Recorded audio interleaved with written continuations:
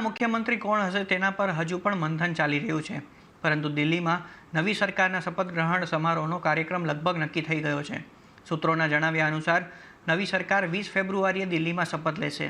नवी सरकारनो शपथ ग्रहण सांजे 4:30 कलाके दिल्लीना रामलीला मैदानमां थशे। दिल्लीना रामलीला मैदानमां आ माटेनी तैयारीओ शरू करी देवामां आवी छे।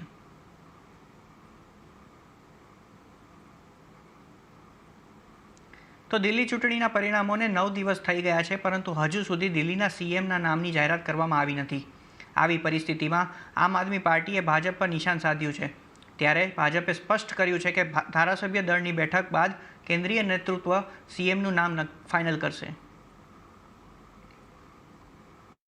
तो भारतीय जनता पार्टी ये तय कर ले कि 8 तारीख के बाद से वो सरकार चला रहे हैं कि नहीं चला रहे, और उसके आधार पे तय हो जाए कि जो पावर कट 10 साल के बाद दिल्ली के अलग अलग हिस्सों में लगने शुरू हुए हैं, जहां 3 घंटे 4 घंटे 5 घंटे तक बिजली जा रही है, जो 10 साल से कभी नहीं हुआ।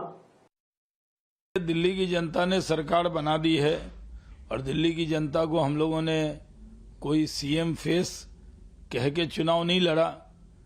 जो विधायक चुने गए हैं उन्हीं में उनकी बैठक होनी है। उसके बाद केंद्रीय नेतृत्व और पार्लियामेंट्री बोर्ड तय करेगा कि दिल्ली का अगला मुख्यमंत्री कौन होगा। इसमें विपक्ष जिस तरह बयानबाजी कर रहा है उसको बयानबाजी नहीं करनी चाहिए। तो आज सवारे